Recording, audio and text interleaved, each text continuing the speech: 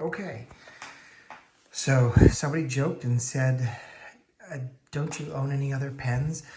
Because they saw my standard case that I carry pens to and from work in, and it seemed to them, I'm assuming, that I only ever had some Mont Blanc in there. I did actually make a comment that I swapped out and put the new Solitaire in there, and I had put my Pilot music nib back in because I love writing with that. That writes the nicest letters, that's for sure, as far as line variation.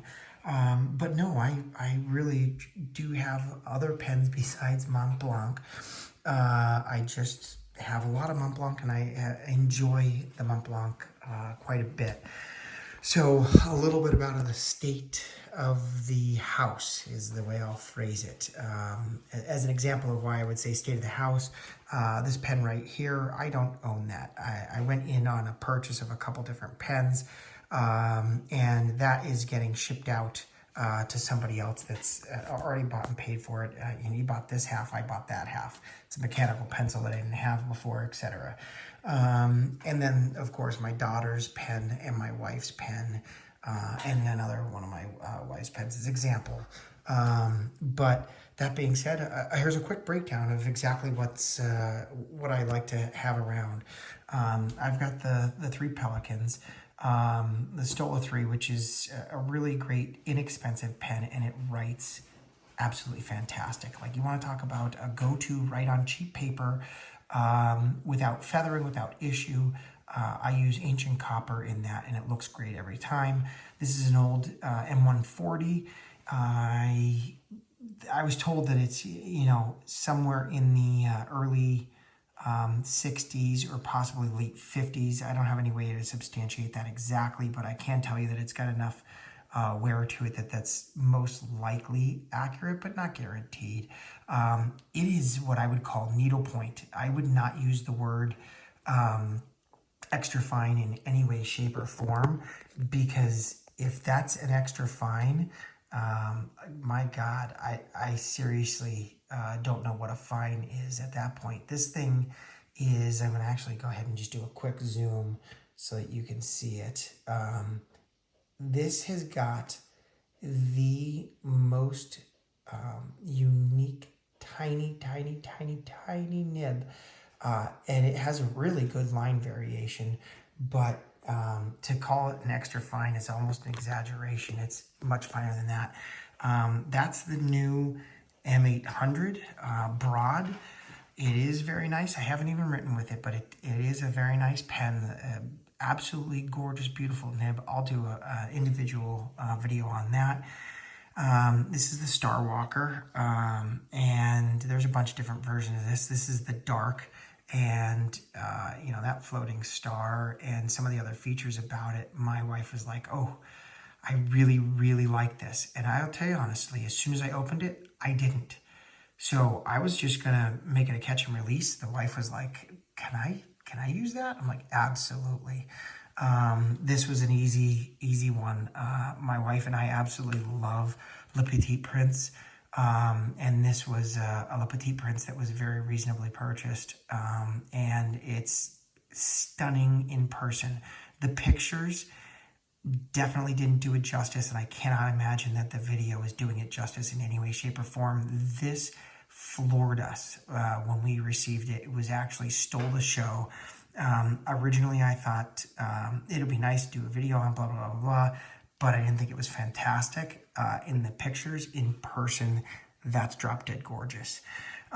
Here's a classic size ballpoint, a classic size mechanical pencil, the 0.7 millimeter, a classic size roller ball.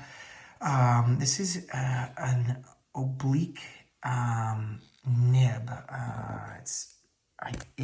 So I'm lefty, and it is definitely cut for right-handed people. My wife had no problems using it, and as soon as I went to use it, it was terrible.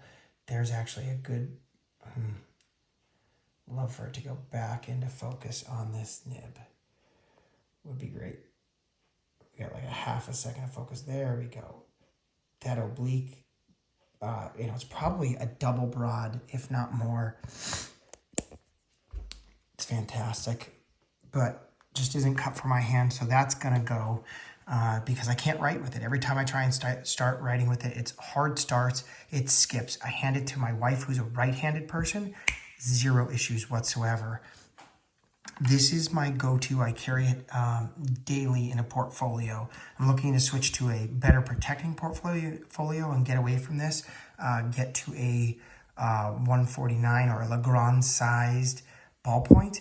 But for right now, this is my go-to ballpoint. I've tried a couple different inks in it as far as sizes, but that thing, it's a trooper. It's a metal body.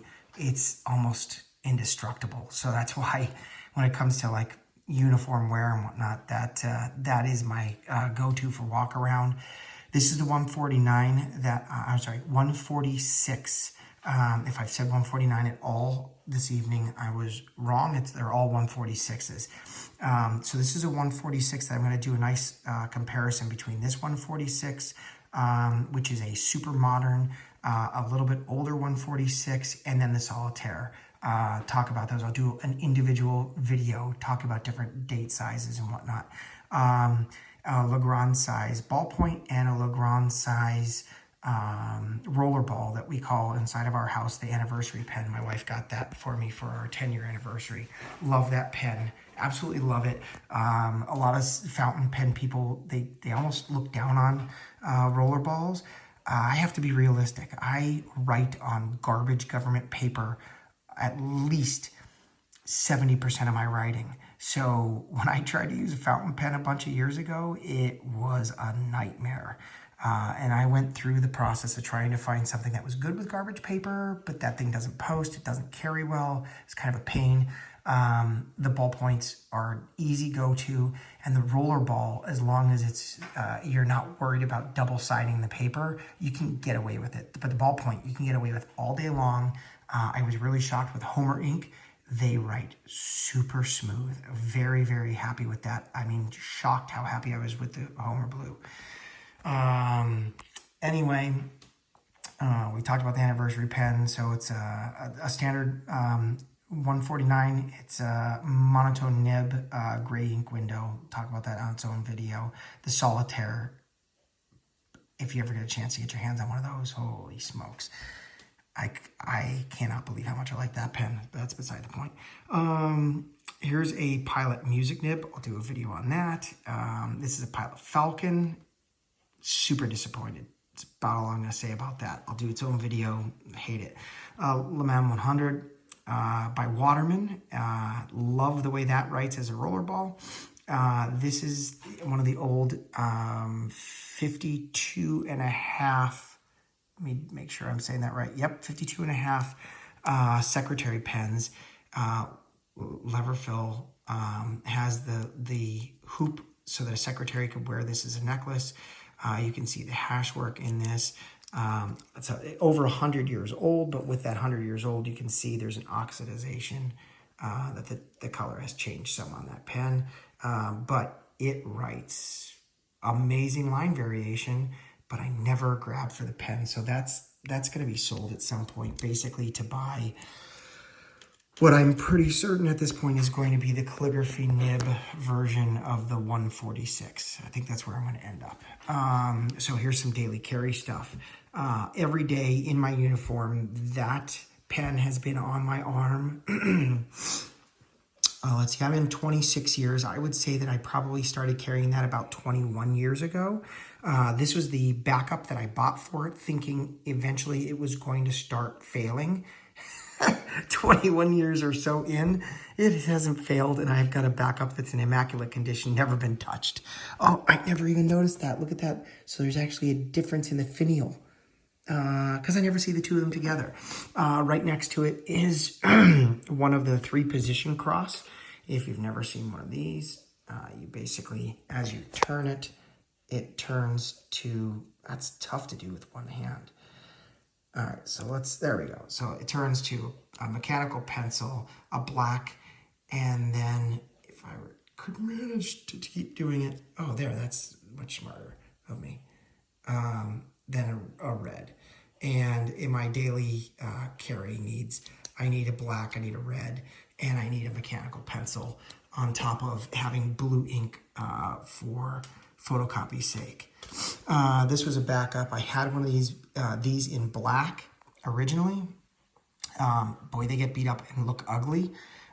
So when I had a mechanical issue with it, Cross replaced it, and I just immediately bought a Chrome 1 and never touched the black again because on daily carry it gets beat to death and looks terrible. Unlike this Chrome 1, which I've had forever and a day, in a uniform, in and out of airplanes, beat to snot, and never fails, never has an issue, and looks pretty darn good. I mean, like, you can see difference between those two. That's like 21 years of carry, and that's 0 days of carry. That's pretty amazing. Anyway, another script. This is basically for my students to sign stuff because I love when students show up without a pen.